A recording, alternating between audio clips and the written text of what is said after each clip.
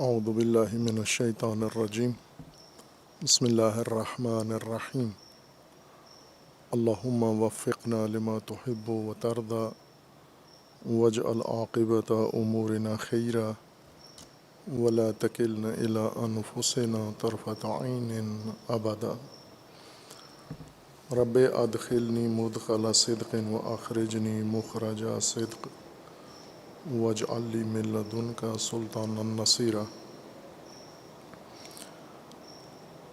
تبیین سورہ مبارکہ بقرہ آیہ کریمہ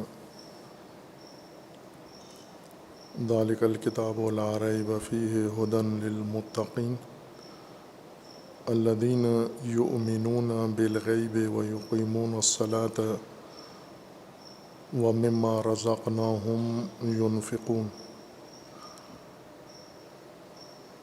ابتدائی تعارف کے بعد کہ قرآن کتاب ہے، مرتب منظم ترتیب یافتہ دستورات ہیں حیات انسانی کے لیے، اور لا ریب ہیں، قابل بھروسہ و قابل اعتماد ہے یہ کتاب، اور ہدایت ہے متقین کے لیے۔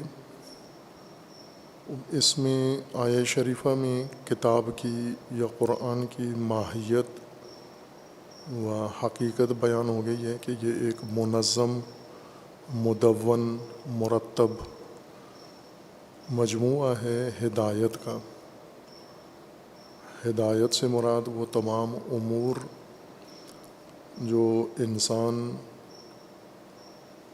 کو مقصد کی نشاندہی کرتے ہیں، مقصد تک پہنچانے والے راستے کی نشاندہی کرتے ہیں، اور اس راستے کو طے کرنے کے آداب، قواعد، اصول و ضوابط معین کرتے ہیں۔ اس مدون و مرتب ہدایت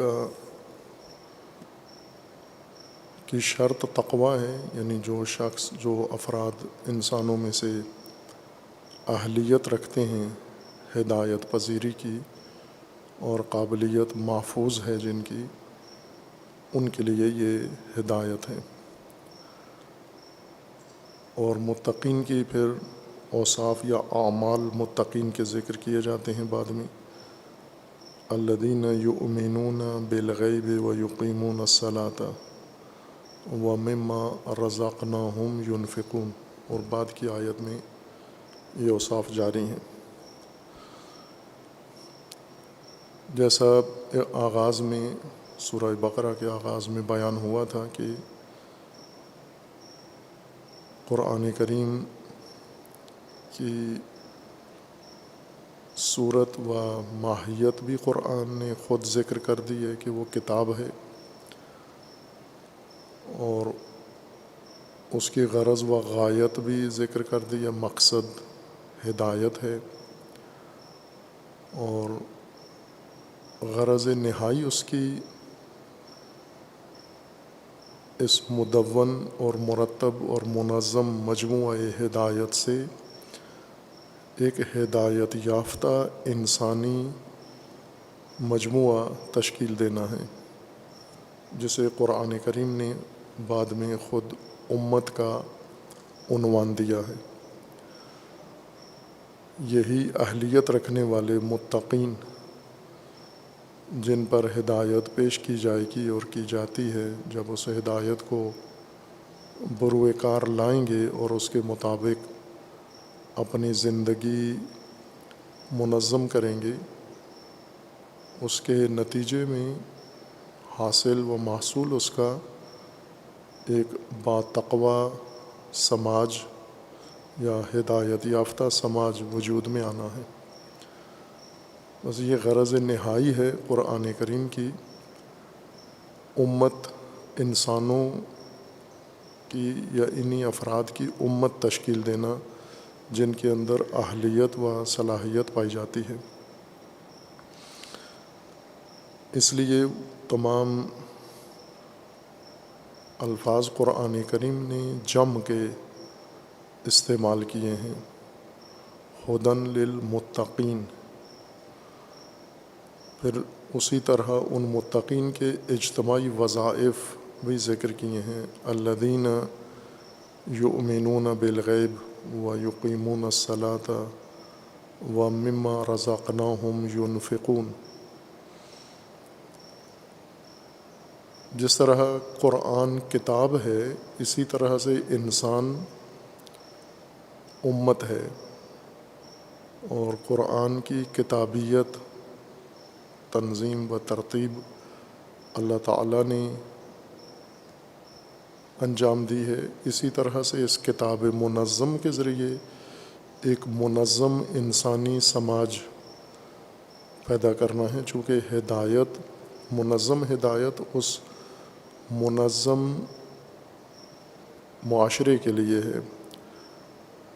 جس طرح ہدایت منتشر نہیں ہے، ہدایت کا نتیجہ بھی منتشر رہنمائی نہیں ہے، بلکہ ایک جیسا مجموعہ، مشترکہ صفات والا مجموعہ، مشترکہ اوصاف والا مجموعہ، مشترکہ اہداف والا مجموعہ، اور جس کے تمام امور آپس میں مماثلت رکھتے ہوں،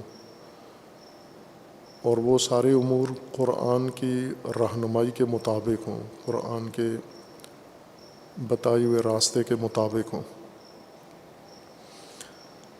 اب اس کو عملاً آغاز کیا جاتا ہے کہ یہ تشکیل سماج، امت کی تشکیل کیسے پائے گی۔ پہلی شرط تو یہ ہے کہ ان میں اہلیت ہو۔ اگر اہلیت نہیں ہے، وہ ہدایت کے دائرے سے باہر ہو جاتے ہیں، خود باہر ہو جاتے ہیں، انہیں کوئی دھکیل کے باہر نہیں کرتا، فقدان اہلیت و قابلیت کی وجہ سے باہر ہو جاتے ہیں۔ جیسے ہم انسانی نظام میں دیکھتے ہیں، الہی نظام میں بھی ایسے ہی ہے۔ انسان نے تعلیمی نظام بنایا ہے، اور اس تعلیمی نظام کے لیے ایک قابلیت اور اہلیت لحاظ کی ہے۔ جو لوگ واجد قابلیت، واجد اہلیت ہیں، وہ تعلیم سے بہرہ مند ہو جاتے ہیں، تعلیم حاصل کر لیتے ہیں، لیکن جو اہلیت اپنی گنوا بیٹھتے ہیں، کھو بیٹھتے ہیں، واجد شرائط نہیں ہوتے، وہ خود ہی اس نظام سے باہر ہو جاتے ہیں، فقدان اہلیت کی وجہ سے، نہ کہ انہیں کوئی عامل عمدن اس نظام سے باہر کر دیتا ہے، وہ فقدان کی وجہ سے خود باہر ہو جاتے ہیں۔ اسی طرح الہی نظام میں بھی ہے کہ ایک قابلیت اللہ تعالیٰ نے لحاظ کی ہے، جس کے اندر قابلیت ہوگی وہی اس ہدایت کے نظام کا حصہ بنے گا، اور ہدایت کی غرض بھی انہی کے ذریعے سے حاصل ہوگی۔ اور وہ جو منتشر طبقہ ہے، فاقد ہدایت ہیں، فاقد اہلیت ہیں، وہ خود ہی اس نظام سے باہر ہیں، کہ اگلی آیات میں قرآن کریم نے انہیں ذکر کر دیا ہے کہ انہیں آپ نے ان کے لیے کوئی ہدایت کا علیحدہ سے اہتمام، جو ہدایت نہیں پا رہے، تو آپ ہدایت میں کمی یا ہدایت کا نقص نہ اس میں تلاش کریں۔ بعض اوقات فاقد اہلیت جب نہیں ہدایت پاتا، یا فاقد اہلیت تعلیم حاصل نہیں کر سکتا، تو وہ جن کے اندر خود اعتمادی نہیں ہوتی، ماحول سے متاثر ہو جاتے ہیں، لوگوں کے رویوں سے، وہ اپنے عمل میں نظر ثانی شروع کر دیتے ہیں کہ شاید یہ فاقد اہلیت جو تعلیم حاصل نہیں کر سکا، تو اس کی وجہ ہمارے تعلیمی نظام کا ضعف ہے، یا ہمارے تعلیمی نظام میں کوئی خلل ہے، اس وجہ سے یہ تعلیم حاصل نہیں کر سکتے، اس میں تبدیلی لے آتے ہیں کہ فاقد اہلیت ہمارے نظام میں تعلیم یافتہ نہیں ہو سکا، اس کی خاطر اپنے نظام کو بدل دیتے ہیں۔ قرآن کریم نے آغاز میں رسول اللہ صلی اللہ علیہ وآلہ وسلم کو یہ فرمایا کہ جب ہدایت کا نظام لا ریب ہے، مکمل ہے، کامل ہے، اس میں نقص اور کمی نہیں ہے۔ جہاں پر انسانی نظام ہے وہ ہمیشہ ناقص ہے، اس میں گنجائش ہمیشہ موجود ہے۔ انسان کبھی بھی یہ دعویٰ نہیں کر سکتا کہ ہم نے کامل نظام بنا لیا ہے، ہدایت کا، تعلیم کا یا معیشت کا، سیاست کا۔ کسی موقع پر بھی انسان یہ دعویٰ کمال کا، تکمیل کا نہیں کر سکتا، لیکن اللہ تعالیٰ کے نظام میں یہ دعویٰ موجود ہے اور اس کی تصدیق بھی ہے کہ ہدایت کا ایک کامل مکمل نظام موجود ہے۔ اور اب اگر اس کامل نظام میں بھی کوئی ہدایت یافتہ نہیں ہو سکتا، ہدایت سے محروم رہتا ہے، تو وہ فقدان اہلیت کی وجہ سے ہے، اور اہلیت نہ ہونے کی وجہ سے ہم نظام کو نہیں بلیم کریں گے، متہم کریں گے، یا نظام میں ترمیم نہیں کریں گے، نظام میں نظر ثانی نہیں کریں گے، بلکہ وہ اپنے آپ کو اہلیت تک پہنچائے۔ خوب اس غرض سے اب ہدایت کو اس نقطہ نگاہ سے تدوین کیا گیا ہے کہ اس مدون ہدایت سے ایک مرتب اور منظم سماج تشکیل پانا ہے۔ عموماً قرآن کے مد نظر جو ہدف ہے اسے ہم تفسیر و تشریح کے مقام پہ نظر انداز کر دیتے ہیں، اور فوراً قرآنی ہدایت کا رخ انسان کی انفرادی اور نجی زندگی اور پہلو کی طرف مڑ جاتا ہے، لاشعوری طور پر مڑ جاتا ہے، جبکہ قرآن نے اپنی ہدایت کا سارا رخ اور جہت انسان کی اجتماعی سماجی زندگی کی طرف رکھا ہوا ہے، اور اجتماعی زندگی کی آغوش میں فرد تربیت پا رہا ہے، ہدایت پا رہا ہے، اس لیے وہ بھی محروم نہیں ہے، نہ یہ کہ اسے نظر انداز کیا گیا ہے، بلکہ اس زندگی کی آغوش میں یہ پرورش پا رہا ہے، اور افراد کی ہی ترکیب سے سماج تشکیل پاتا ہے، لیکن جو اجتماعی حیات کا پہلو ہے اس کی ایک اپنی حیثیت ہے، اس کا ایک اپنا مقام ہے، وہ اصالت رکھتی ہے، وہ تقدم رکھتی ہے وہ حیثیت، اس لیے ہدایت کا رخ بھی اسی کی جانب ہے۔ اور اس کی خصوصیات میں قرآن کریم نے کہیں پہ ذکر فرمایا ہے کہ یہ ہدایت متقین کے لیے ہے۔ ہم کہہ سکتے ہیں کہ ایک باتقوی سماج قرآن کے مد نظر ہے انسانوں کا تشکیل دینا، یا یوں کہیں کہ اہلیت رکھنے والے افراد کی ہدایت کے نتیجے میں ایک ہدایت یافتہ سماج تشکیل دینا، جسے قرآن کئی ناموں سے یاد کرتا ہے، جن میں ایک متقین کا عنوان ہے اور دوسرا مؤمنین یا مومنون، ایک مومن سماج قرآن تشکیل دینا چاہتا ہے۔ لیکن مومن سماج اس وجہ سے کہ ایمان جزء اعظم ہے، اہل علم کی اصطلاح کے مطابق کسی بھی مجموعے کا وہ جز جو باقی اجزاء کی نسبت زیادہ اہمیت رکھتا ہو اور اس کا درجہ دیگر اجزاء کی نسبت ممتاز ہو، وہ مجموعہ اس جزء اعظم کے نام سے یاد کیا جاتا ہے۔ لہٰذا جو سماج تشکیل پائے گا، جو اس کے ارکان ہوں گے، ان میں ایمان جزء اعظم کی حیثیت رکھتا ہے، یعنی سب سے مرکزی اور بنیادی عنصر کہلائے گا۔ اس لیے اس کی تشریح میں پہلی چیز ہی قرآن نے ایمان ذکر کی ہے۔ متقین الذین یؤمنون بالغیب، یہ نہیں فرمایا کہ متقین کے لیے قرآن ہدایت ہے۔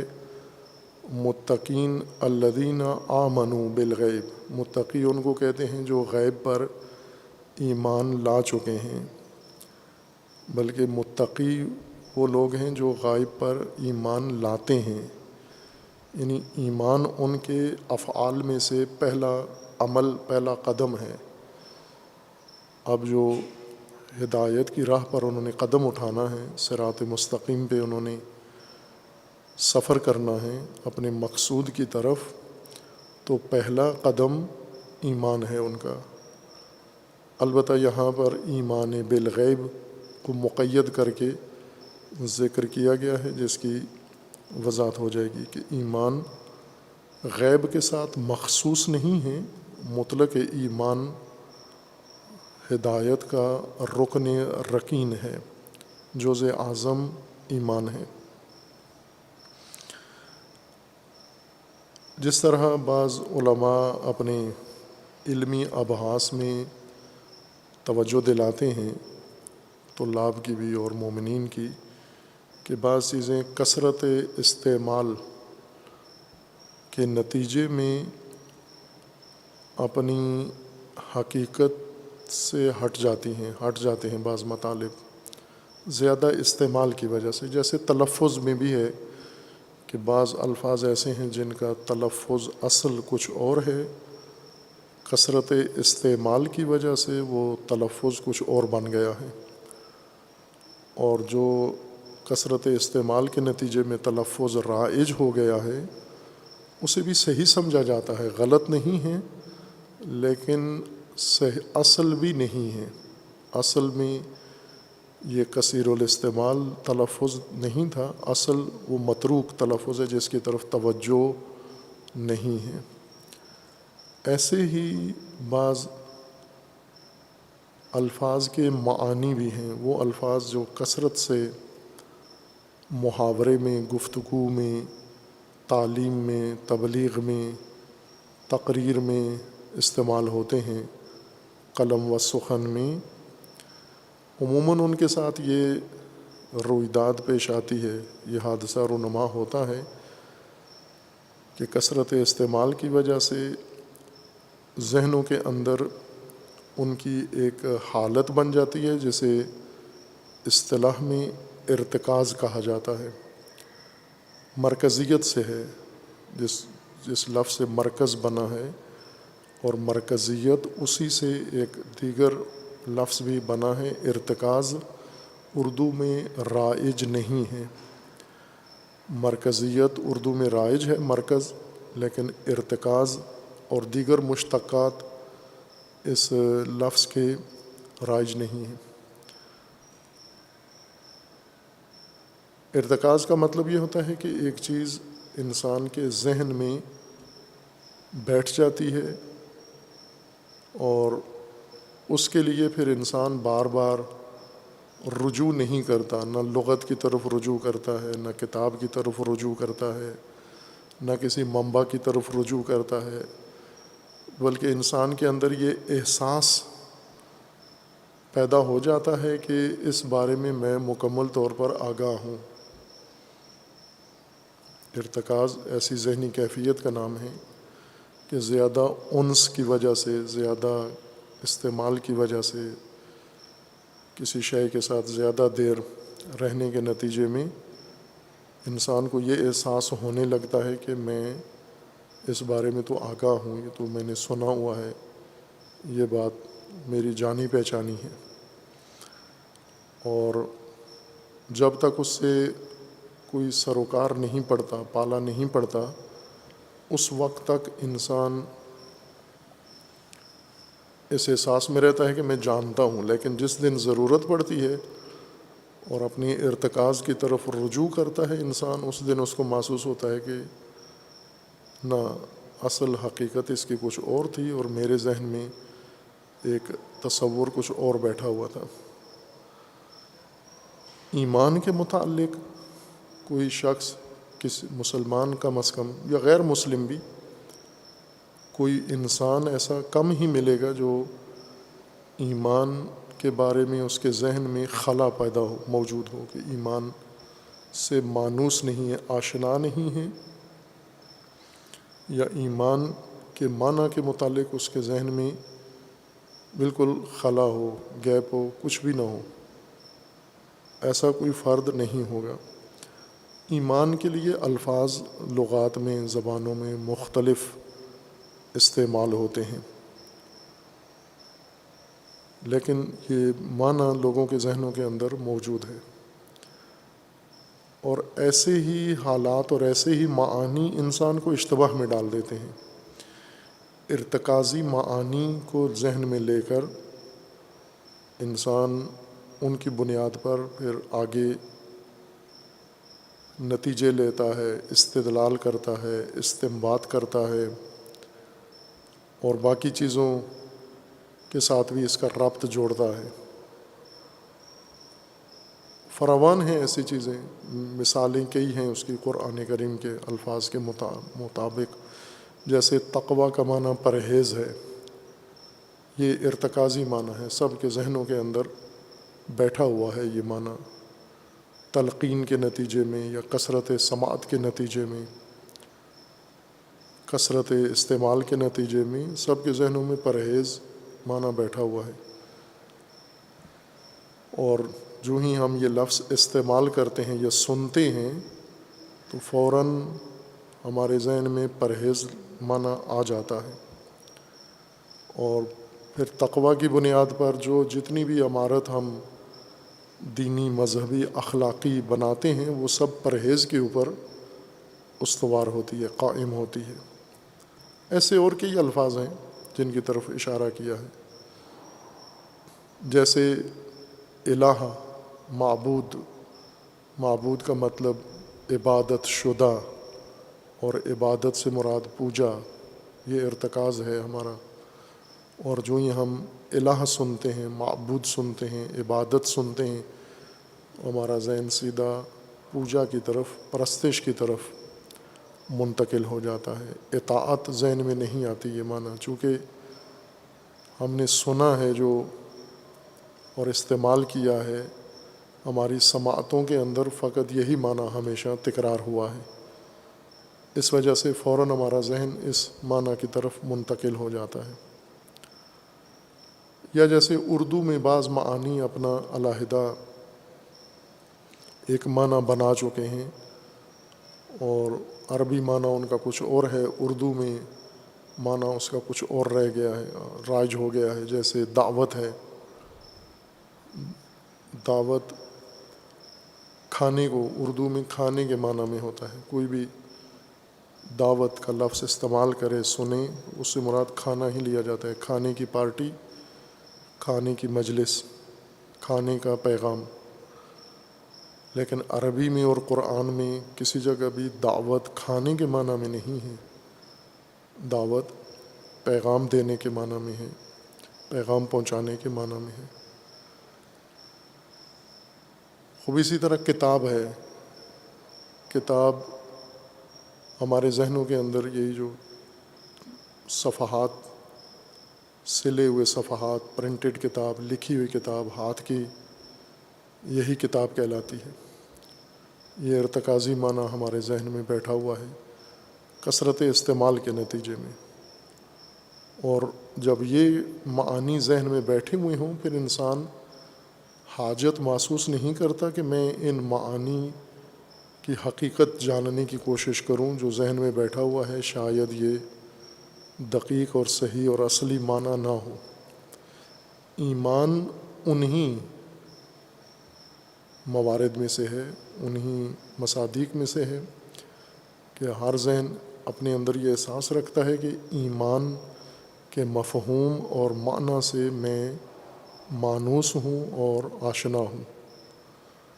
لہٰذا کوئی عالم بھی ایمان کے لیے رجوع نہیں کرتا کہ میں سمجھوں ایمان کا معنی کیا ہے، حقیقت کس کو کہتے ہیں ایمان کی۔ اگر کہیں تشریح ہوئی بھی ہے تو یہ اپنے آپ کو بے نیاز سمجھتے ہیں، اور یہی دلیل بنی ہے کہ قرآن کریم کا جو اصل ہدایت کا رکن ہے، بنیادی رکن ہے ہدایت کا، اس کی بابت یہ سہل انگاری انجام پائی ہے، اس کی وضاحت نہیں ہوئی۔ ایمان ایک ایسا سربستہ بند مفہوم کے طور پر ذہنوں میں موجود ہے، اس کا تکرار زیادہ ہے، اس کا استعمال زیادہ ہے، اس کے ساتھ انس زیادہ ہے، لیکن اس کی تبیین نہیں ہے، وضاحت نہیں ہے کہ ایمان سے مراد کیا اور کس طرح ہدایت کا یہ بنیادی رکن قرار پایا ہے۔ خوب اس کے لیے ہمیں رجوع کرنا ہے ایمان کی حقیقت کو سمجھنے کے لیے قرآن کریم کے استعمالات کی طرف، کہ قرآن نے ایمان کو کیسے استعمال کیا ہے، کہاں پر استعمال کیا ہے۔ تقریباً لگ بھگ مجموعی طور پر 900 موارد قرآن کریم میں ایسے ہیں جہاں پر ایمان اور اس کے مشتقات کا قرآن نے استعمال کیا ہے، اور ہر مطلب، ہر آیت اور ہر چیز کے ساتھ ایمان جڑا ہوا ہے، اسی طرح اپنی ارتکازی معنی کے ساتھ چل رہا ہے۔ یہ ہم اپنے طور پر اس کو تجربہ کر سکتے ہیں کہ بعض چیزیں جو ہم نے پڑھی نہیں ہیں، کچھ چیزیں ہم نے باقاعدہ نظام تعلیم میں، اسکول میں، کالج میں، یونیورسٹی میں، حوزے میں، مدرسے میں ان کی تعلیم حاصل کی ہے۔ کچھ چیزیں ہیں جن کا ہم نے مطالعہ کیا ہے، ہم نے باقاعدہ استاد کے پاس ان کی تعلیم حاصل نہیں کی، اور فرق یہ پڑ جاتا ہے کہ استاد کے پاس بیٹھ کر جو مطلب انسان پڑھتا ہے اور وہی بات دوسرا آدمی خود سے مطالعہ کر کے سیکھتا ہے، فرق دونوں میں یہ ہے کہ استاد اس مطلب کی تبیین کرتا ہے، اس کا معنی تصور واضح کرتا ہے، اس کی خصوصیات صفات طالب علم کے لیے وضاحت کرتا ہے، اور باقاعدہ اس کو تفہیم کرتا ہے، تعلیم دیتا ہے، سمجھاتا ہے، اسے تطبیق کرتا ہے اور اسے تمرین کرواتا ہے، یعنی اسے مشق کرواتا ہے اس کی، اور پختہ ہو جاتا ہے وہ مطلب شاگرد کے ذہن میں۔ یہی بات انسان مطالعہ کرتا ہے، اور مطالعہ میں جب اسے مشکل پیش آتی ہے تو لغت کی کتاب کی طرف، ڈکشنری کی طرف رجوع کرتا ہے، اور وہاں سے ایک سربستہ مبہم سا مفہوم ذہن میں بٹھا لیتا ہے، احساس کاذب پیدا ہوتا ہے کہ میں اس کا معنی سمجھ گیا ہوں، اور اسی کی بنیاد پر اس کو سمجھنا شروع کر دیتا ہے۔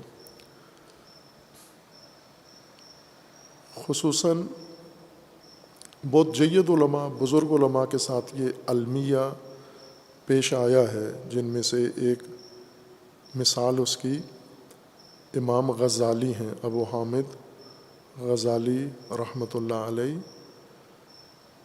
انہوں نے فلسفہ کے بارے میں یہی اشتباہ کیا ہے، فلسفہ استاد کے پاس نہیں پڑھا، تفسیر استاد کے پاس انہوں نے پڑھی ہے، اخلاق استاد کے پاس پڑھا ہے، فقہ و حدیث استاد کے پاس یہ علوم حاصل کیے ہیں، فلسفہ کا خود مطالعہ کیا ہے، اور مطالعہ کے نتیجے میں بہت مشکلات کا خود بھی شکار ہوئے ہیں اور دوسروں کو بھی کیا ہے۔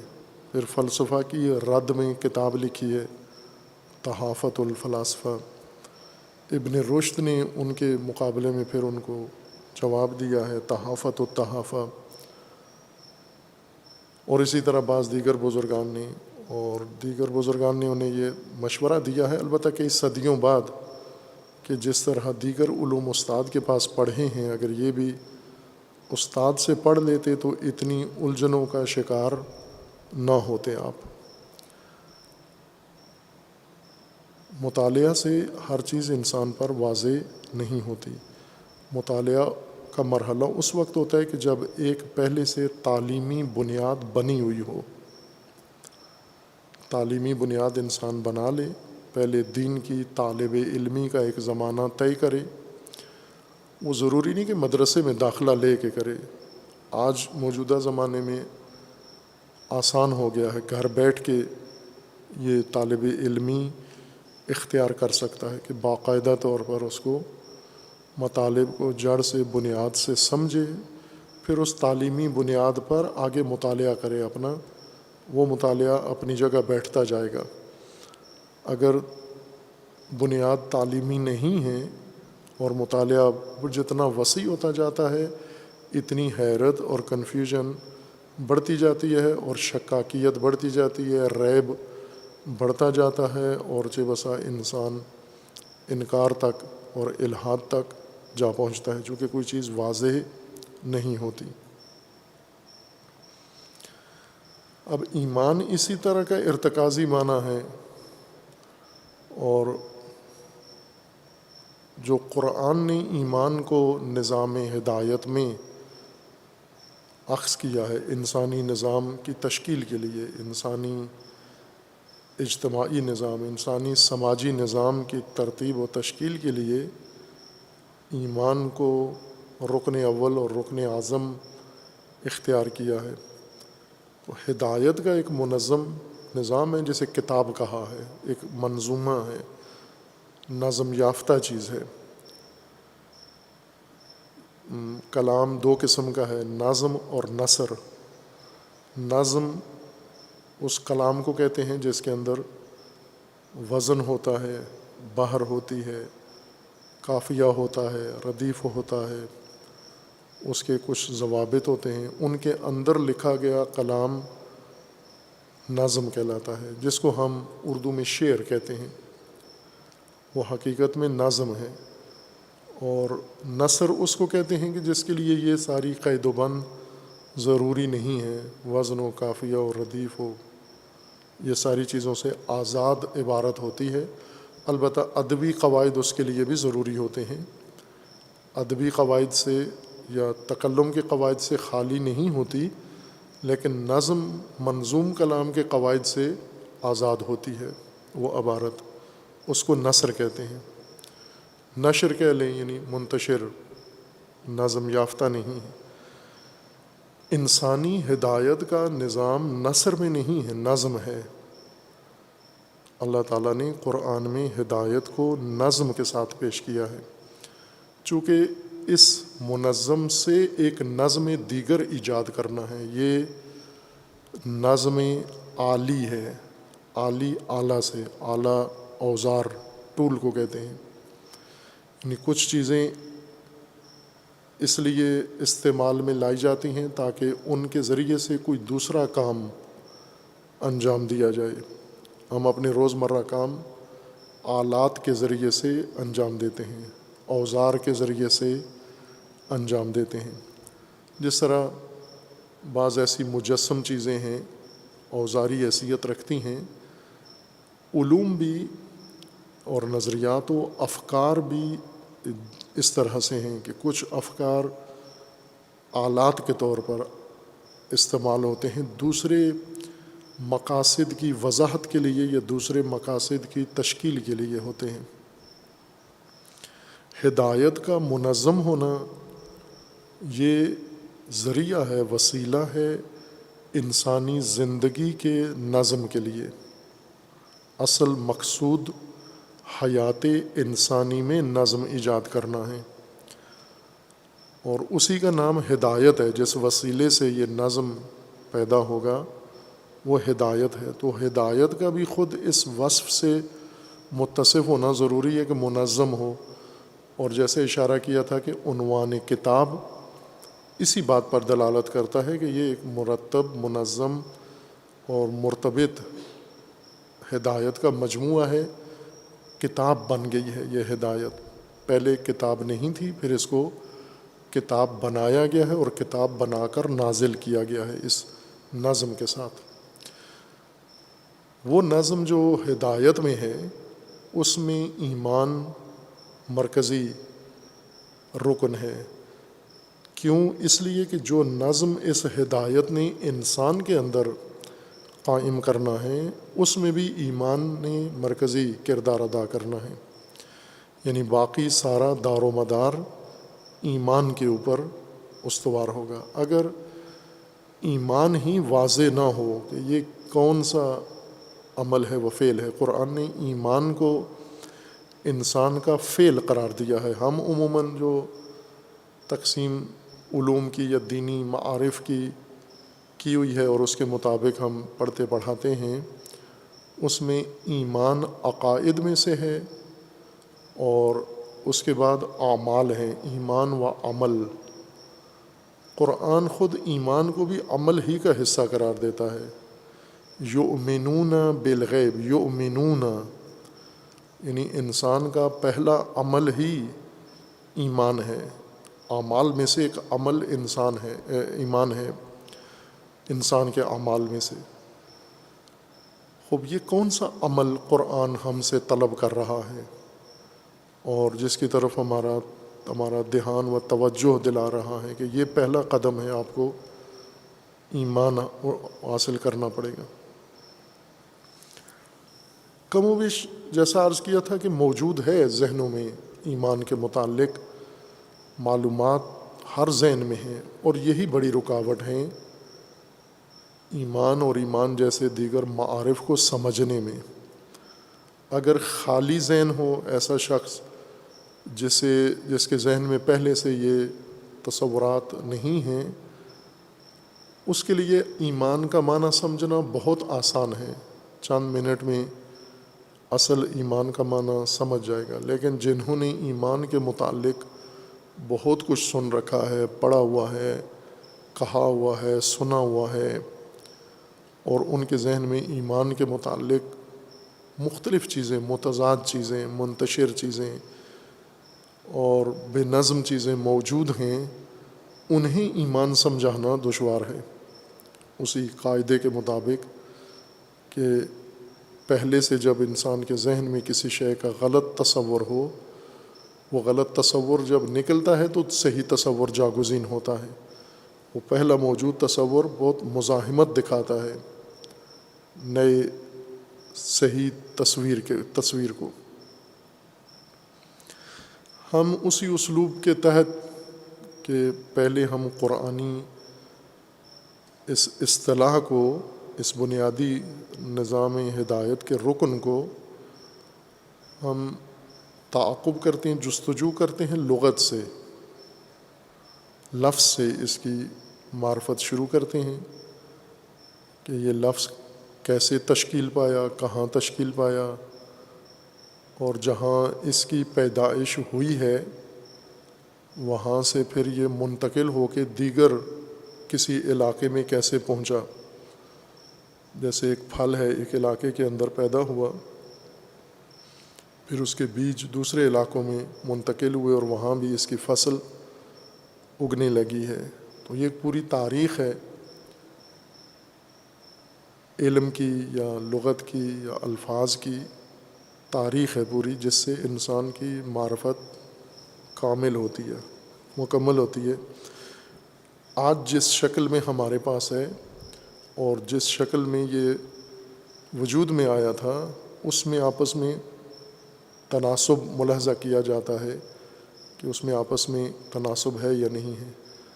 بعض الفاظ کے ساتھ یہ ہوا ہے کہ جس معنی کے لیے پیدا ہوئے تھے، وجود میں آئے تھے، انہیں مقرر کیا گیا تھا، کب سے اس معنی کے ساتھ اس لفظ کا تعلق ٹوٹ چکا ہے اور اس نے نئے معانی اختیار کر لیے ہیں، اپنے بنیادی معنی کو کھو چکا ہے. جیسے تقویٰ کے متعلق مثال دی تھی، چونکہ جس لفظ کو تشریح کر چکے ہیں اس کی مثال دے رہا ہوں، ورنہ یہ دیگر الفاظ کی بھی مثال ہے کہ تقویٰ کا اصل لغوی معنی حفاظت ہے، لغت میں عرب اس کا پیدائشی معنی حفاظت ہے، اسی معنی میں استعمال کرتے تھے، اور حفاظت کا دائرہ مختلف ہے، اس لیے یہ لفظ مختلف میادین حفاظت میں استعمال ہوتا گیا، اور کرتے کرتے پھر ہدایت کا جز بنا، قرآن کا حصہ بنا، اور انسان کی حفاظت کے لیے یہ لفظ استعمال کیا گیا۔ لیکن بیچ میں جب یہ لفظ استعمال ہوا تو حفاظت متروک ہو گیا، پرہیز اس کی جگہ پر بیٹھ گیا آ کر، اصل معنی لفظ کا چھوڑ دیا گیا۔ خوب ظاہر ہے کہ اب یہ جو لفظ اصطلاح تقویٰ لے کے آپ آگے جا رہے ہیں، معنی سوراخ سے گر گیا ہے۔ جیسے کسی شخص کو آپ کسی پیکنگ میں، کسی کارٹن میں، کسی ڈبے میں قیمتی چیز ڈال کے دیں اور وہ نیچے سے پھٹ جائے، سوراخ ہو جائے، وہ شے اس میں سے گر جائے، یہ ڈبہ لے کے گھومتا رہے اور خوش ہو انسان کہ میں مطلوبہ شے پہنچا رہا ہوں۔ یہی حالت اس لفظ کے ساتھ بھی ہوئی ہے کہ وہ معنی بیچ میں سے گر گیا ہے، اور تفاسیر اب بھری ہوئی ہیں پرہیز کے ترجمے سے اور پرہیز کی تشریح سے۔ ڈر، خوف، پرہیز، حفاظت بیچ میں سے گر گیا یہ معنی۔ اور جب اصل معنی ہاتھ سے نکل جاتا ہے تو جہاں جہاں اس کا استعمال ہے، جن موارد میں اس کا استعمال ہے، وہ سارے خلل کا شکار ہو جاتے ہیں۔ ایمان بھی ایسا ہی ہوا، ایمان کے ساتھ بھی۔ ایمان کا ایک اصل لغوی معنی ہے، وہ لغوی معنی ہی آخر تک ایمان کے ساتھ، اس لفظ کے ساتھ، اصطلاح کے ساتھ، جہاں بھی ایمان جس میدان میں، جس جغرافیے میں، جس پہلو میں جا کر استعمال ہوتا ہے لفظ ایمان، وہ اصل معنی ساتھ جائے، ورنہ بیچ میں کسی جگہ غفلت سے معنی ختم گر جائے اور اس کی جگہ نیا معنی ہم اس کو عطا کر دیں، تو ایمان جو مفہوم جس کے لیے استعمال ہو رہا ہے وہ ابلاغ نہیں کرے گا۔ ایمان کے سننے سے یا ایمان کے استعمال سے وہ لفظ وہ معنی متوجہ نہیں ہوں گے۔ خب اہل لغت، ائمہ لغت، خصوصاً جو محققین ائمہ لغت ہیں، ان کے نزدیک اتفاقی ہے اس کا معنی، اس میں اختلاف نہیں ہے، البتہ جزوی اختلاف ہے ان میں خصوصیات کا، اور یہ شاید ہر لفظ کے بارے میں ہے اور ہونا بھی چاہیے۔ جب اہل نظر، اہل فکر کسی موضوع کے اوپر تجزیہ، تحلیل، غور و فکر کرتے ہیں تو حتماً ان کے تجزیہ تحلیل میں آپس میں فرق آنا چاہیے خصوصیات کے اندر، لیکن اصل مطلب کے اوپر اتفاق ہے ان کا کہ ایمان یہ باب افعال سے ہے اور مادہ امن سے مشتق ہے، الف میم نون، آمانہ، اس سے یہ لفظ ایمان بنایا گیا ہے، آمن سے، اور ایمان بھی اسی سے بنا ہے، امانت بھی اسی سے، لفظ امانت بھی اسی سے بنا ہے، اور دیگر کئی مشتقات مختلف معانی میں جنہیں بظاہر سمجھا جاتا ہے وہ سب اسی مادہ سے مشتق ہیں۔ امن خوف کے مقابلے میں ہے۔ امن کا مطلب ہوتا ہے کہ اطمینان، تسلی۔ امن ایک احساس ہے انسان کے اندر ایجاد ہوتا ہے خوف کے مقابلے میں، خوف کی حالت میں، خوف کے خلاف، خوف کے مقابلے میں ایک حالت انسان کے اندر پیدا ہوتی ہے اطمینان کی، تسلی کی۔ مطمئن ہو جاتا ہے انسان کہ مجھے جو خطرہ درپیش تھا، جو نقصان ہونے والا تھا، وہ اس کی بابت میں مطمئن ہو جاؤں کہ اس کو سہارا مل گیا ہے، وہ محفوظ ہو گیا ہے، اور اسے ایک ایسا بھروسہ فراہم ہو گیا ہے کہ اب وہ متعلقہ خوف نہیں رہا۔ خوف بھی ایک احساس ہے انسان کا جس میں کسی موجود شے کے انسان کے ہاتھ سے نکل جانے کو خوف کہا گیا ہے۔ خوف ہے انسان میں، یعنی جو کچھ میرے پاس ہے یہ مجھ سے، مثلا اگر زندگی ہے میری تو کہیں ختم نہ ہو جائے، خوف ہے یہ۔ صحت میری ختم نہ ہو جائے، مال میرا ختم نہ ہو جائے، کوئی لے نہ جائے، میری ملکیت میں جو اشیاء ہیں وہ میرے اختیار سے نکل نہ جائیں۔ یہ جو کھٹکا ہے اشیاء کے ہاتھ سے نکل جانے کا، اموال کے ہاتھ سے نکل جانے کا، یا زندگی کے یا صحت و سلامتی کے ہاتھ سے نکل جانے کا کھٹکا، اس کو خوف کہتے ہیں۔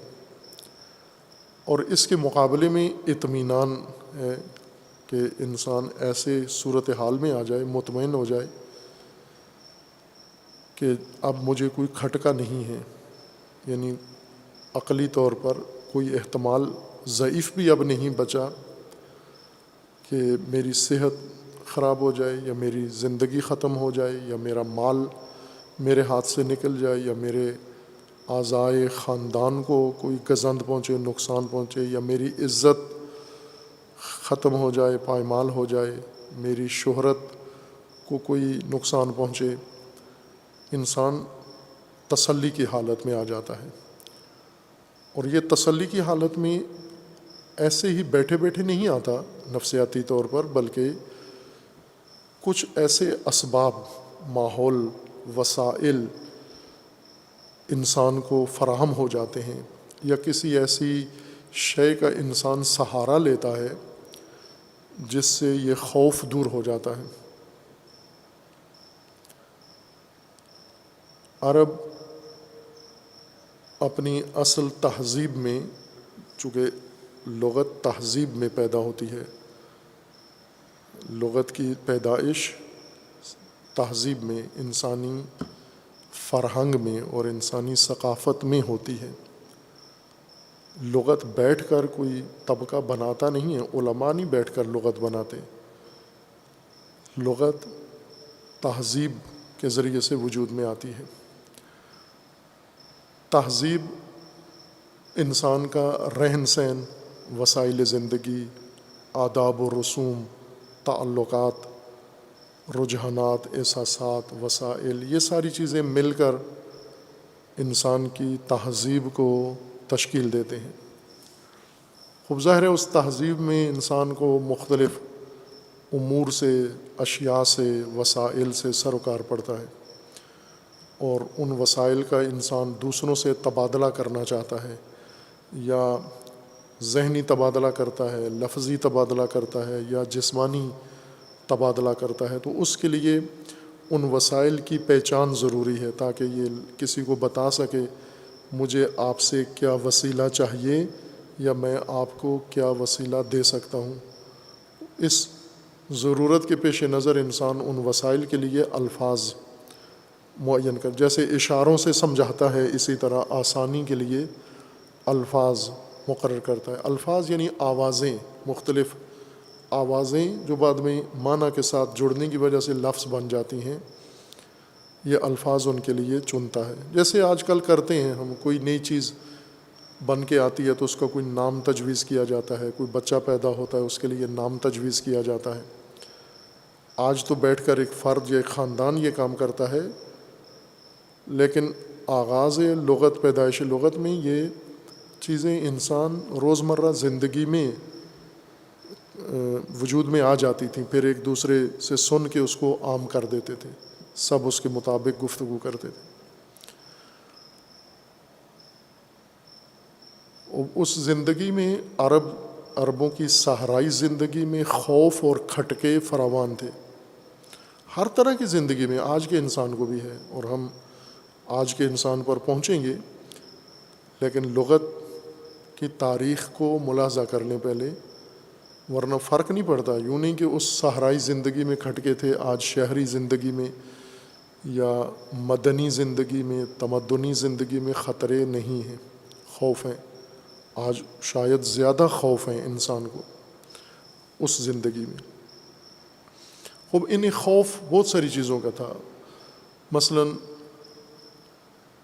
ان کے گھر نہیں ہوتے تھے, خیموں میں خانہ بدوش تھے, اور اس خانہ بدوشی کی زندگی میں بہت سارے خطرات خوف تھے ان کے.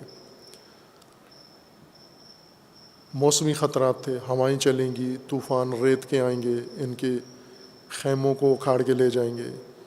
اسی طرح ان کے مویشی تھے, ان مویشیوں کے گم ہونے کا خطرہ تھا, ان مویشیوں کے بھاگ جانے کا خطرہ تھا, ان مویشیوں کے چوری ہونے کا خطرہ تھا.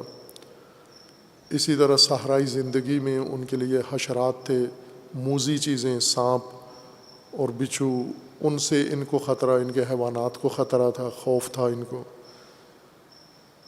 اور ضروریات زندگی کے لیے ان کا انحصار زیادہ مویشیوں پر ہی تھا, چونکہ کھیتی باڑی کا علاقہ نہیں تھا.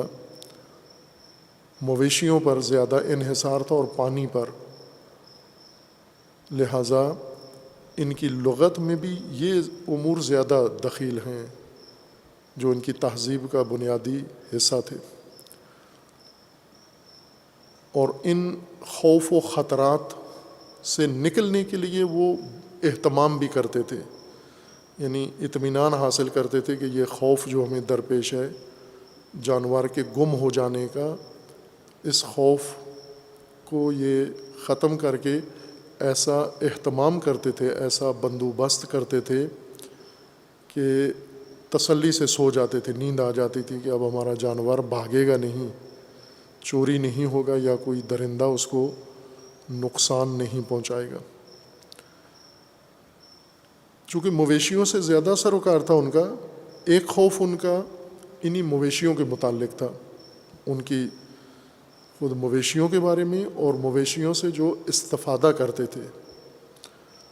لہذا لغت میں لکھا گیا ہے کہ وہ ایک لفظ جو عرب عام استعمال کرتے تھے, ناقہ, اونٹنی, اس کے بارے میں کہ اس کے نام ہیں مختلف اونٹوں کے, اونٹنیوں کے حالات کے. اس میں مثلا لغت کے کتنی لغات ہیں جو اس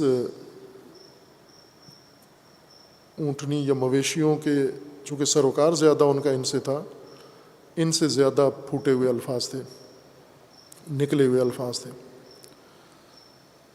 جیسے شکر, صبر, یہ الفاظ جتنے بھی تحلیل کریں تو نہایتاً آپ کو لغت کی بنیاد میں جا کر انہی مویشیوں کے لیے استعمال ہونے والے الفاظ ملیں گے. مثلا سبارہ, اونٹنی, وہ اونٹنی جو جہاں کھڑی کرو وہیں کھڑی رہتی تھی, اس کو سبارہ کہتے تھے. یا وہ اونٹنی جو دودھ اتار دیتی تھی اپنی دودھ دانی میں. وہ جانور دو قسم کے ہوتے ہیں, دودھ چور اور دودھ دے, شیر دے. یعنی کچھ ایسے جانور ہوتے ہیں دودھ نکالنے جو چرا لیتے ہیں, دودھ دانی خالی ہوتی ہے ان کی. اور کچھ ایسے جانور ہوتے ہیں کہ وہ انسان کو, مالک کو دیکھ کر یا بچے کو دیکھ کر سارا دودھ اتار دیتے ہیں. تو وہ اونٹنی جو اپنا دودھ سارا نکال کے نمایاں کر دے, یہ پیغام ہوتا تھا کہ اب دودھ نکالیں. وہ شاکرہ مثلا اونٹنی, وہ ناقہ تھی. اسی طرح کچھ اونٹنیاں تھیں ان کی ایسی جو بھروسہ نہیں کرتے تھے ان پر, یہ مکر کرتی ہے یہ اونٹنی کے, یہاں سے سامان اٹھا لے گی راستے میں پھینک دے گی, یا ممکن ہے جب ہمیں دودھ کی ضرورت پڑے اس وقت دودھ نہ دے.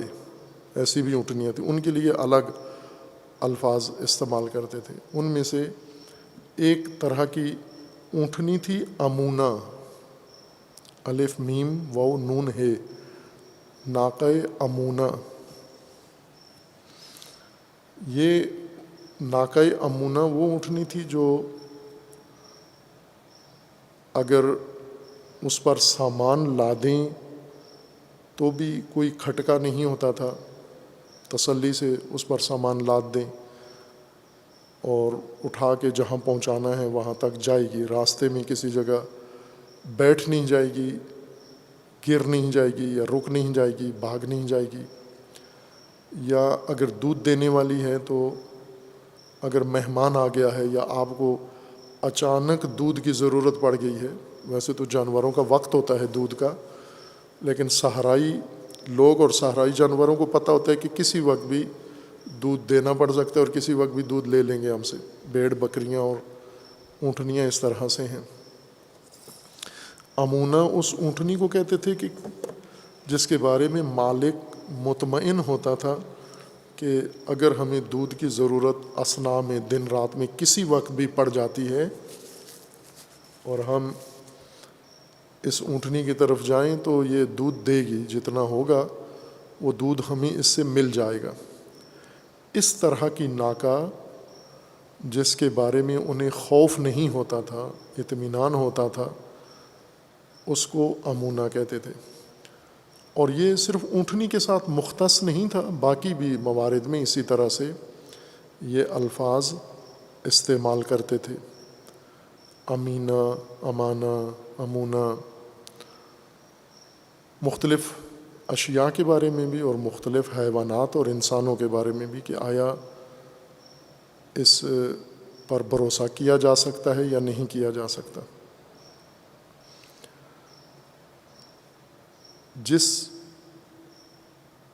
جگہ سے انہیں خوف ہو، اس خوف کے مقابلے میں اگر انہیں یہ یقین ہو جائے، اطمینان ہو جائے کہ وہ کھٹکا یا وہ احتمال یا وہ ضرر، وہ نقصان نہیں ہوگا، اس وسیلے کی وجہ سے اس کو، اس حالت کو امن کہتے ہیں۔ امن خوف کے مقابلے میں، خوف کسی شے کے جانے کا احتمال یا یقین، اور امن اسی کے برعکس اس کی حفاظت کا یقین یا احتمال یا اطمینان، یہ امن ہے۔ خوب یہ لفظ یہاں سے یعنی ان جسمانی امور سے اور روزمرہ کے مویشیوں میں یا اوزار میں حالات سے آگے استعمال ہوتا گیا۔ مثلا پانی کا چشمہ ہے، خوف ہے خشک ہو جائے، خود ڈر ہوتا تھا انہیں کہ پانی کا چشمہ ہے، بارشیں نہیں ہو رہی ہیں، ممکن ہے یہ خشک ہو جائے۔ یا چشمے تو کم ہوتے تھے، پانی، بارش کا پانی گڑھوں کے اندر اکٹھا ہوتا تھا، وہ خشک ہونے کا احتمال ہوتا تھا۔ اس کے بجائے جب انہیں کوئی ایسی جگہ مل جاتی تھی جہاں سے تسلی ہوتی تھی، اعتماد ہوتا تھا، بھروسہ ہوتا تھا کہ یہ پانی خشک نہیں ہوگا، کسی وقت بھی ہم پانی کی خاطر اس کی طرف رجوع کر سکتے ہیں، اس کو کہتے تھے یہ آمنہ، ماء آمنہ یا چشمہ، اس کے لیے کہتے تھے یہ بھروسے والی جگہ ہے، یعنی محفوظ ہے، اس میں خوف نہیں ہے ہمیں۔ وہ پھر یہ لفظ انسانوں کے متعلق بھی، یعنی پہلے تو اونٹنی کے بارے میں خوف تھا کہ دودھ دیتی ہے یا نہیں، سامان اٹھاتی ہے یا نہیں، اونٹنیوں کے بارے میں ان کا خوف کم تھا، خود انسانوں کے بارے میں زیادہ مشکلات تھیں کہ یہ انسان کتنے قابل بھروسہ ہیں اور یہ انسان کتنے ہمارے لیے خوف کا باعث بن سکتے ہیں، ہمیں کتنا نقصان پہنچا سکتے ہیں۔ اس صحرائی زندگی میں ان کو، ہر انسان سے خطرہ تھا، خوف تھا۔ اس خطرے اور خوف کو کم کرنے کے لیے یہ آپس میں معاہدے کرتے تھے، کوئی لین دین کرتے تھے، کوئی مال دیتے تھے، ہدایہ دیتے تھے تاکہ محفوظ رہیں، ہدیہ دیتے تھے۔ اور بہت دلچسپ تاریخ ہے قبائل کی، عرب قبائل کی بھی اور غیر عرب قبائل کی، کہ یہ اپنی ابتدائی زندگی میں کیا کیا کیا کرتے تھے آسودہ زندگی گزارنے کے لیے، اس اپنے ماحول کے مطابق کیا اہتمام کرتے تھے، جیسے آج کل کے لوگ کرتے ہیں۔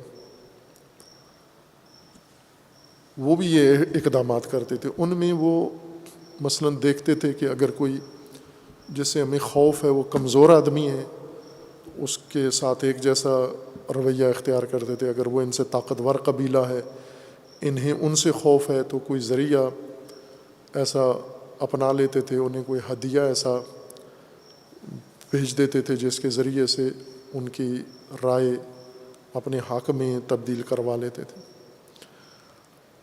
خوب یہ خوف جو انسانوں کے متعلق تھا، اس کے لیے بھی انہوں نے باقاعدہ یہی لفظ استعمال کیا، امان اور امن کا.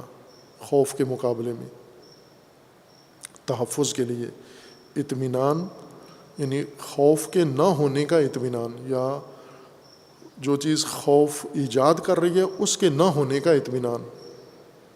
جو چیز خطرے میں ہے، جس بابت خطرہ ہے، جس کے زائل ہونے کا، اس کے بقا کا اطمینان، یہ امن کہلاتا تھا. اور اس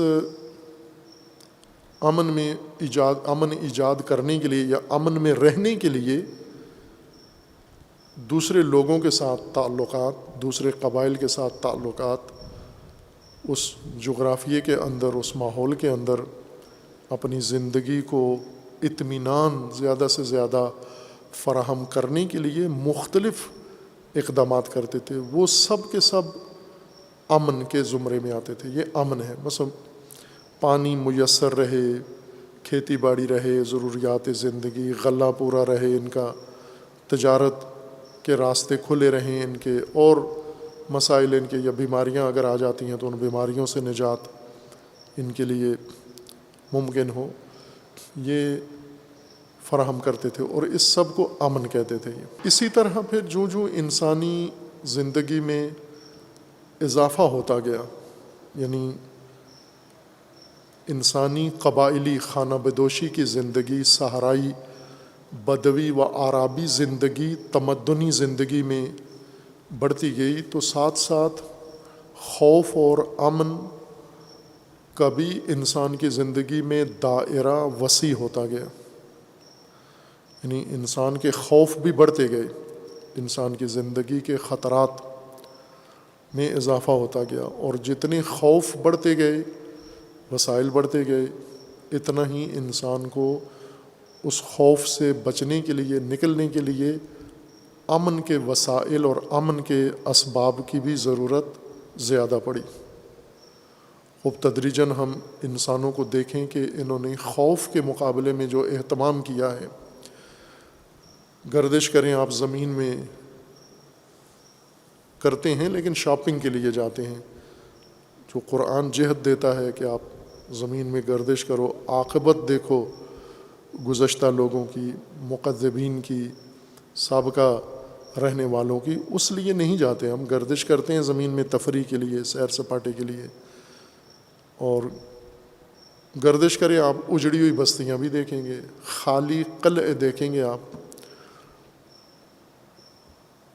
زمین بھری ہوئی ہے، پاکستان، ہندوستان، مغرب، یورپ، عرب، ہر سرزمین پہ بڑے قلعے بنے ہوئے ہیں جو آج بھی تعمیرات میں ایک حیرت کا منبع ہیں، جنہیں دیکھ کر آج کے تعمیراتی لوگ، آج کے معمار اور آج کی جیومیٹری حیران ہیں. دشوار ترین پہاڑی پر جہاں سے پتھر اور یہ میٹیریل لے جانا ممکن ہی نہیں تھا، وہاں پر انہوں نے اتنے عظیم الشان قلعے تعمیر کیے ہیں. کس وجہ سے؟ امن کے لیے. یعنی خوف تھا دشمنوں کا. اپنی سرزمین، اپنی مملکت، اپنا اقتدار یا حکمران کی خاندان کو بچانے کے لیے یہ سارا اہتمام انہوں نے کیا. یہ امن کے لیے. یہ قلعے در حقیقت امن کی جگہ تھے، یا اس خوف کے مقابلے کے لیے تھے. اس قلعے میں بیٹھ کر انہیں آسودگی محسوس ہوتی تھی، اطمینان، تسلی ہوتی تھی. بھروسہ کرتے تھے ان قلعوں پر اور ان کی دیواروں پر، جو کئی میٹر چوڑی دیواریں ہوتی تھیں. آج کے اگر اسلحہ استعمال کیا جائے، ان کے اوپر بم، توپیں برسائی جائیں تو بھی وہ نہیں ٹوٹتے. اس زمانے میں تیر تھے، یہ بارودی اسلحہ نہیں تھا جب یہ قلعے بنے. لاہور میں معروف قلعہ ہے، ایک یادگار، ساری دنیا اس کو دیکھنے کے لیے آتی ہے، اور اس طرح کے قلعے پاکستان میں فراوان ہیں، کچھ محفوظ ہیں، کچھ ویران اجڑے ہوئے ہیں، لیکن ان کی عظمت و شکوہ آج بھی انسان کو حیرت میں ڈالتا ہے۔ یہ سب خوف نے بنوائی ہیں انسان سے، خوف نے انسان کو امن کی چارہ جوئی پر مجبور کیا ہے۔ اگر یہ خوف نہ ہوتا، امن کی بھی انسان کو ضرورت نہ ہوتی۔ خوف موجب بنتا ہے امن فراہم کرنے کا۔ انسان امن کیوں چاہتا ہے؟ چونکہ خوف ہے انسان کو۔ خود پھر آج کی ٹیکنالوجی نے جو امنیت فراہم کی ہے یا امن کے وسائل فراہم کیے ہیں، وہ تو معجزاتی ہیں، حیرت ناک ہیں، بہت حیرت انگیز ہیں۔ اگر ہم سابقہ نسل ہماری مثلا 50 سال یا 30 سال پہلے والے لوگ زندہ ہو جائیں، آج اگر آ کے دیکھیں کہ ان کے نسلیں کس طرح کے امن کی فضا میں ہیں، وہ حیرت سے مر جائیں گے دوبارہ جب یہ CCTV کیمرے دیکھیں اور انٹرنیٹ کے ذریعے اور سیکیورٹی اور امنیت اور فلاں، وہ بہت تعجب ہوگا ان کو کہ یہ انہوں نے اتنی ترقی کر لی ہے امن فراہم کرنے کے لیے، چونکہ خوف اتنا شدید ہے۔ اس وقت شدید ترین خوف ٹیکنالوجی کے زمانے کا بدل گیا ہے اس قدیم زمانے کی نسبت۔ مثلا جب قبائلی بدوی معاشرہ تھا تو ایک طرح کا خوف تھا، ابتدائی نوعیت کا خوف تھا، اور ابتدائی نوعیت کا امن ان کو۔ پھر جب زندگی کے وسائل، حالات، زمانہ بدلتا گیا، وسعت آتی گئی، تو خوف بھی بڑھتا گیا، خوف کے اسباب زیادہ ہوتے گئے، اور جتنے خوف کے اسباب بڑھے اتنا ہی امن کی ضرورت زیادہ محسوس ہوئی۔ اور آج اگر ہم دیکھیں تو انسان کے پاس سب سے زیادہ جو چیز ہے وہ امن فراہم کرنے والے امور ہیں۔ گھر بناتے ہیں تو امن کو بنیاد قرار دے کر گھر میں ساری چیزیں ایجاد کرتے ہیں۔ امن کے علاوہ جو باقی ضرورتیں ہیں وہ ثانوی حیثیت رکھتی ہیں، پہلی حیثیت امن کی ہے۔ اسی طرح ہم مملکتوں کا امن دیکھیں، قوموں کا امن دیکھیں، عالمی امن دیکھیں، یہ جتنے تباہ کن ہتھیار بھی بنائے گئے ہیں یہ سب امن کی خاطر ہیں۔ جیسے پاکستان نے ایٹمی اسلحہ بنایا ہے اس لیے کہ امن کی خاطر، کہ پاکستان محفوظ رہے، پاکستان کے دشمنوں کے پاس یہ طاقت ہے تو ہم بھی محفوظ رہیں۔ یہ سب امن کی فراہمی ہے، چونکہ امن کے اندر باقی سارا نظام ممکن ہے۔ امن، قرآن کریم نے بھی جب اپنی نعمتوں کا ذکر کیا ہے قریش پر اور غیر قریش پر، تو انہیں امن یاد دلایا ہے کہ ہم نے امن آپ کے لیے فراہم کیا ہے۔ ظاہر ہے اس صحرائی زندگی میں غیر محفوظ زندگی تھی، خوف سے بھری ہوئی زندگی تھی، کسی چیز کے متعلق کوئی تسلی، اطمینان نہیں تھا، اور خداوند تبارک و تعالیٰ نے ان کو نبی اکرم صلی اللہ علیہ وآلہ وسلم کے ذریعے جہاں باقی ہدایت اور وسائل فراہم کیے، وہاں پر امن بھی ان کے لیے مہیا کیا ہے۔ پس ایمان باب افعال امن دینے کا نام ہے۔ ایمان امن ایجاد کرنا، امن فراہم کرنا، امن حاصل کرنا اپنے لیے، امن میں جانا اور امن دینا دوسرے کو۔ مومن امن دینے والا، کسی کو امن فراہم کرنے والا۔ اب جب خداوند تبارک و تعالیٰ نے انسان کے لیے ہدایت کا نظام بنایا اور ہدایت کا مسودہ کتاب کی صورت میں مدون اتارا، تنزیل کیا، نازل کیا، اور اس ہدایت منظم میں انسانی منظم سماج تشکیل دینا ہے، تو اس کی بھی پہلی ضرورت امن ہے، یعنی امن کی بنیاد پر یہ سارا کام ہوگا۔ پہلی ضرورت امن ہے۔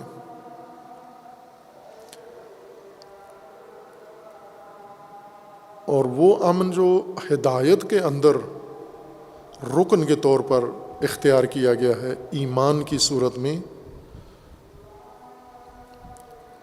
اس کا مطلب بھی یہی امن ہی ہے خوف کے مقابلے میں، یعنی انسانی زندگی کو لاحق جتنے خوف ہیں ان سب سے محفوظ رہنے کے لیے اطمینان اور تسلی، وہ ایمان کہلائے گا وہ چیز، اور وہ انسان نے خود فراہم کرنا ہے، اللہ تعالیٰ نے اس کے لیے آمادہ کیا ہے، لیکن انسان نے یہ امن اپنے لیے خود اختیار کرنا ہے، وسائل اس کے اللہ تعالیٰ نے مقرر فرمائے ہیں۔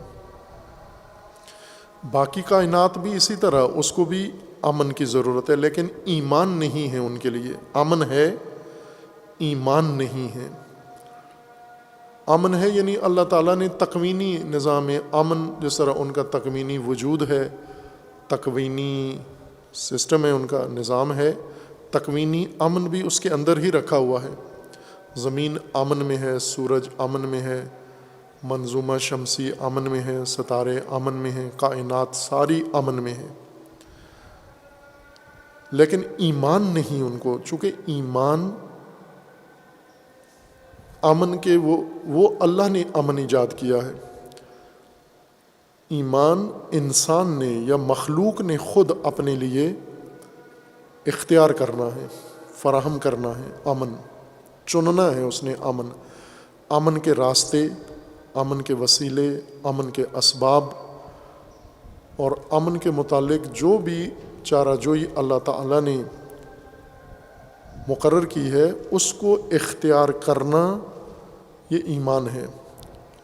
ایمان یعنی امن دینا، یا اپنے آپ کو امن دینا، انسانیت کو امن دینا، اپنے نظام کو، نظام حیات کو امن دینا، اور انسان سے متعلقہ ہر وہ چیز جس کا خوف ہے انسان کو، اس کے مقابلے میں امن فراہم کرنا، امن اختیار کرنا، یہ ایمان ہے۔ کائنات کی دیگر چیزیں مکلف نہیں ہیں امن پر، انہیں امن دے دیا گیا ہے، امن یافتہ ہیں، مأمون ہیں، وہ انسان ہے جو خود مکلف ہے، جس طرح باقی امور کا امن کا بھی خود مکلف قرار دیا گیا ہے کہ جو اس کو زندگی میں، حیات میں خطرات ہیں ان کو فراہم کرے، ان سے، ان خوف کے مقابلے میں اطمینان حاصل کرے، تسلی کرے اسباب اور نظام کے ذریعے سے۔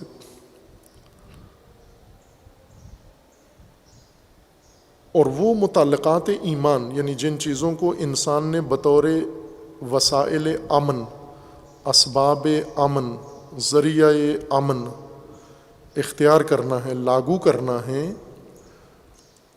ان چیزوں کو قرآن نے انسان کے لیے معین کر دیا کہ ان چیزوں کے اوپر آپ نے ایمان لانا ہے۔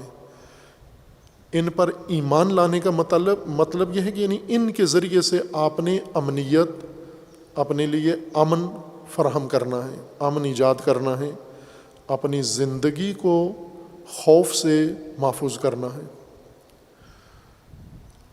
دوسرے لفظوں میں اللہ تعالیٰ نے اس نظام ہدایت میں انسان کو یہ بتایا ہے کہ آپ اس کائنات میں اکیلے نہیں ہیں، آپ کے علاوہ کائنات بھری ہوئی ہے، اتنی بھری ہوئی ہے کہ شاید مزید کسی چیز کی گنجائش نہیں ہے۔ جو پیدا ہو سکتا تھا وہ اللہ تعالیٰ نے پیدا کر دیا ہے، یوں نہیں تھا کہ اس میں اور بھی کچھ ہو سکتا تھا لیکن اللہ نے کسی وجہ سے نہیں پیدا کیا، ایسے نہیں ہے، جو ہو سکتا تھا، ممکن تھا، وہ موجود ہے۔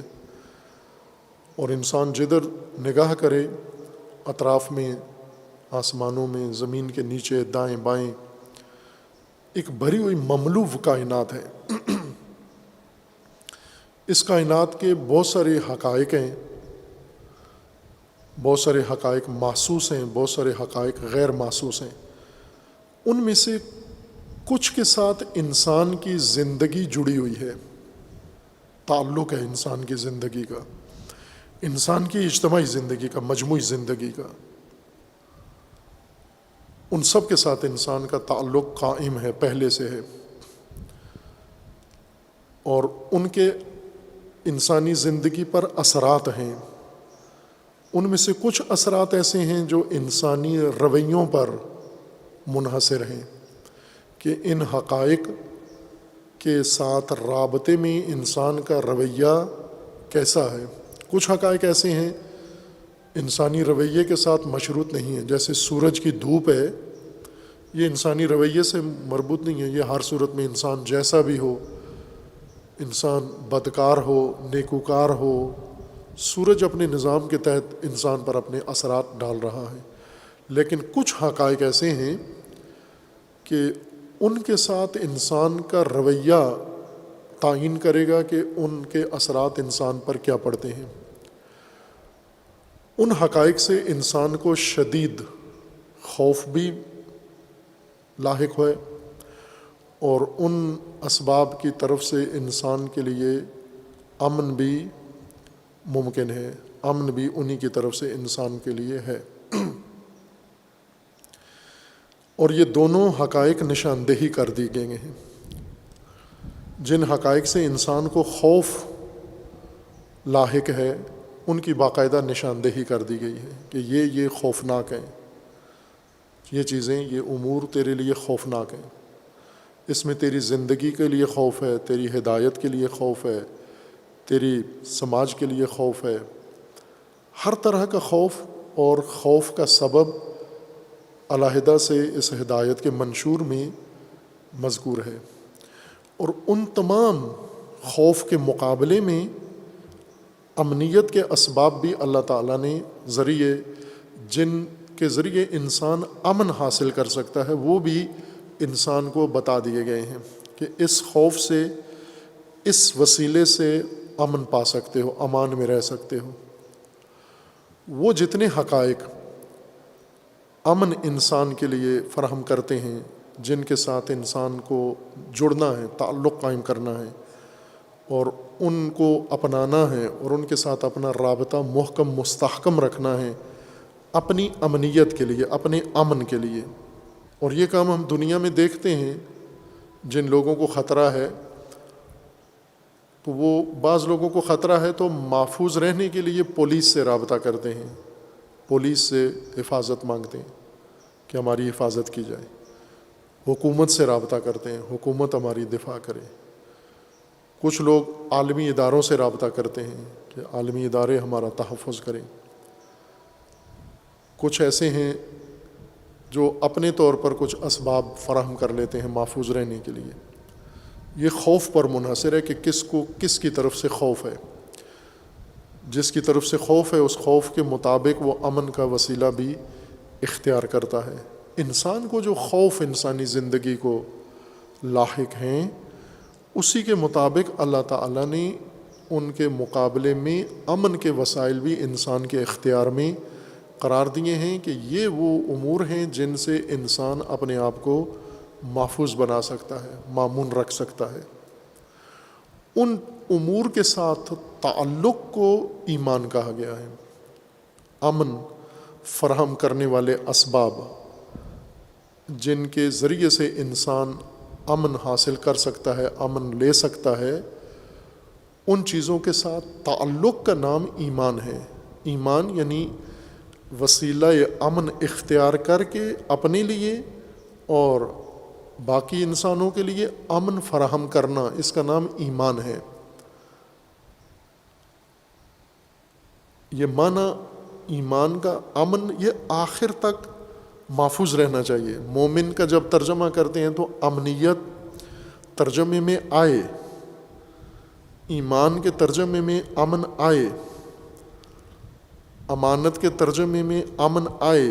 اب یہاں جو ارتکازی معانی ہیں وہ ذہنوں میں بیٹھے ہوئے تصورات، اس میں ہوا یہ ہے کہ ذہنوں سے امن نکل گیا ہے، ایمان کے معنی میں سے امن نکل گیا ہے، سوراخ سے گر گیا۔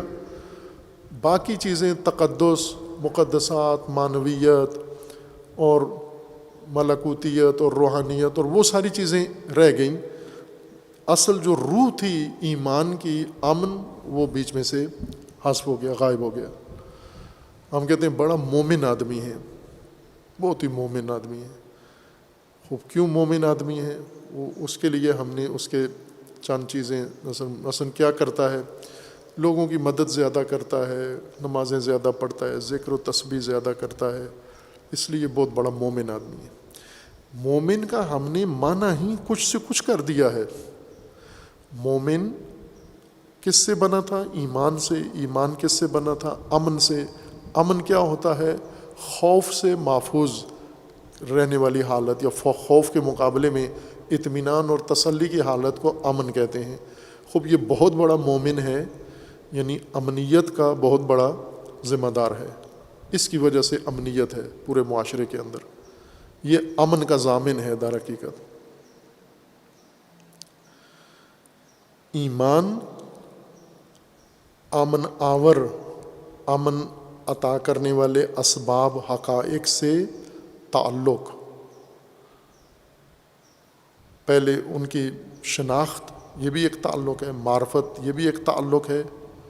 اور پھر ان کو بروئے کار لانا، ان حقائق کو بروئے کار لانا، اور ان حقائق کو اظہار کرنا کہ یہ میرے پاس امنیت کے یہ وسائل ہیں. جیسے ابھی ملک کے امنیت کے وسائل ہیں. کوئی بھی ملک جب اپنی امنیت کا اظہار کرتا ہے، مثلا میزائل بناتے ہیں، آئے دن ہم سنتے ہیں کہ فلاں ملک نے ایٹمی تجربہ کیا ہے. کیوں کیا ہے؟ دنیا کو پتہ چلے کہ ہمارے پاس ہے یہ اسلحہ ہے. اگر ہماری طرف نگاہ کی تو ہم یہ اسلحہ رکھتے ہیں. یہ اظہار ضروری ہے. امن کے وسیلے کا اظہار ضروری ہے دوسروں کے سامنے کہ میں غیر محفوظ نہیں ہوں، میرے پاس امن کا مکمل انتظام ہے. اسی طرح یہاں امنیت کے لیے جو کام کیے جاتے ہیں اس کو ظاہر کیا جاتا ہے لوگوں کے سامنے کہ دیکھیں یہ امنیت یہاں پر قائم ہے. یہاں قرآن جو معاشرہ، جو سوسائٹی، سماج بنانا چاہتا ہے، اس کی بنیاد میں امنیت کو قرار دیا ہے، ایمان کو قرار دیا ہے. ایمان ان حقائق کائنات کے ساتھ ارتباط جن حقائق پر دار و مدار ہے کائنات کا بھی اور انسانی حیات کا بھی. جو خلقت میں انسان کی خلقت اور انسان کے وجود کا منبع ہیں، وہی انسان کی امنیت کا بھی ہیں، وہی انسان کی پرورش کا بھی ہیں. یعنی یوں نہیں ہے کہ انسان نے وجود کہیں سے لینا ہے، پرورش کا سامان کہیں سے لینا ہے، اور امنیت کہیں اور سے انسان نے حاصل کرنی ہے. وہ امنیت بھی اسی منبع سے انسان نے حاصل کرنی ہے. اب وہ فہرست قرآن کریم نے انسان کے سامنے ذکر کر دیا ہے. پہلے اس کا عنوان کلی بیان کیا ہے کہ متقی جو ہدایت کے لیے آمادہ لوگ ہیں، 5 لوگ ہوئے داخلہ ٹیسٹ میں جو قبول ہو گئے ہدایت کے لیے، ان کا پہلی کلاس اور پہلا سبق کیا ہے؟ یؤمنون بالغیب، غیب پر ایمان ہے ان کا. البتہ یہاں اصل ایمان مراد ہے، غیب ایک نقطے کی خاطر ذکر کیا گیا ہے، چونکہ ایمان کا ایک بڑا حصہ اس سے تعلق رکھتا تھا، بعض منصرف ہو کے غیب پر چلی گئی. یہاں ایمان ہے، اصل ایمان ہے رکنیت کے طور پر، نہ کہ ایمان برغیب. غیب ایک وجہ سے خصوصیت کے ساتھ ذکر کیا گیا ہے. یعنی یوں نہیں کہ جو غیر غیب ہے، جو غیب کے زمرے میں نہیں آتا، اس پر ایمان نہیں ہے، اس کا ایمان ضروری نہیں ہے، یا وہ ہدایت کا حصہ نہیں ہے. وہ اصل ایمان ضروری ہے. ایمان میں پھر ایک ایمان جو دشوار ہے، ایک ایمان جو تھوڑا پیچیدگی کا ذریعہ بن سکتا ہے انسان کے لیے، موضوع بن سکتا ہے، وہ ایمان بالغیب ہے. وہ غیب کو بھی تشریح کرنی پڑے گی، پھر یہ مطلب واضح ہوگا کہ ہدایت متقین کے لیے ہے. متقین یعنی آمادہ اہلیت رکھنے والے. ان متقین نے ہدایت کے طور پر پہلا قدم ایمان سے اٹھانا ہے. امنیت اپنے لیے فراہم کرنی ہے، دوسروں کے لیے فراہم کرنی ہے امنیت کے. اور یہ مضمون بہت اہم ہے. یہ قرآن نے جیسا عرض کیا تھا کہ لگ بھگ کوئی 850 یا 900 کے قریب آیات میں اور موارد میں اس کا ذکر اللہ تعالیٰ نے قرآن میں اس لفظ کے ساتھ کیا ہے، اور بعض جگہوں پر یہی مضمون تکرار ہوا ہے لیکن لفظ ایمان یا مادہ ایمان کے ساتھ نہیں ہے۔ اس سے اس کی بنیادی ہدایت میں حیثیت روشن ہو جاتی ہے کہ اس کے اوپر استوار کرنا ہے سارا نظام ہدایت۔ باقی بعد میں انشاءاللہ۔ صلی اللہ علیہ محمد۔